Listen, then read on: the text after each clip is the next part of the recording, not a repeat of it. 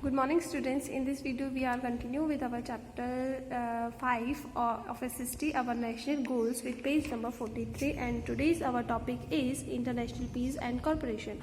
So what do you mean by international peace and cooperation? मतलब जो हमारा national goals होते हैं उसका एक मोस्ट इम्पॉर्टेंट टॉपिक होता है एक तरह से इंटरनेशनल पीस और कॉरपोरेशन। इसमें ये जो इंडिया है उसने कई सारे प्रिंसिपल अडॉप्ट किए हैं, मतलब उसको अपनाया है, जैसे पंचशील हो गया, नॉन अलाइनमेंट, फिर हो गया है डिसआर्ममेंट, है ना। इन सभी के साथ उसे वो जो इंटरनेशनल पीस है उसे अचीव करना है। और पंडित जवाहरलाल नेहरू जी ये बात कहते हैं कि हमें हमारी जो पूरा वर्ल्ड है उसमें शांति बनाए रखना है, और उस शांति बनाए रखने के लिए यदि जो पीस है मतलब शांति है ना, उसे बनाए रखने के लिए यदि हम कुछ कर सकते हैं तो वो हमारा सबसे बेस्ट एफर्ट होगा।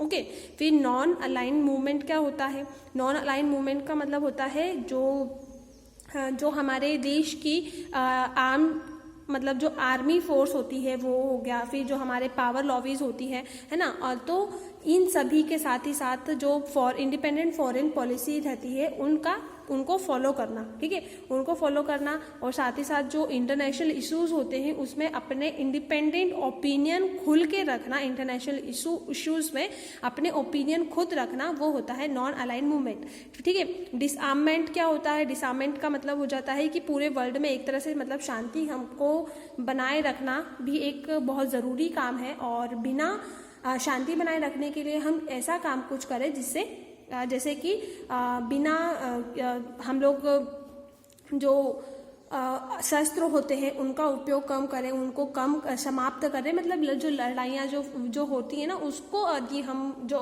वॉर होती है उसको यदि कम कर दिया जाए, ख़त्म कर दिया जाए, तो पूरे विश्व में जो है वो शांति बनी रहेगी, ठीक है। बिना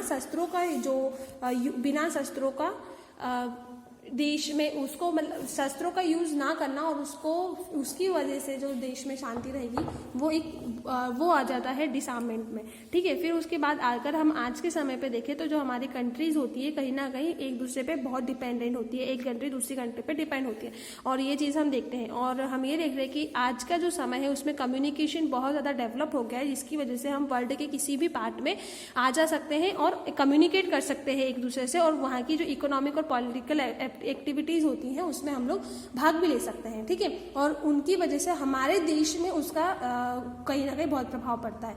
फिर हम देखें कि जो हमारे जो पड़ोसी देश होते हैं उसमें मतलब जो हमारे नेबर्स कंट्री है उसका, और पूरे वर्ल्ड में जो कुछ भी मतलब हैपन होता है, घटता है, उसके प्रति हम मतलब एक तरह से न्यूट्रल नहीं रह सकते हैं ना, कि हमारे देश पर उसका कोई असर ही नहीं हुआ।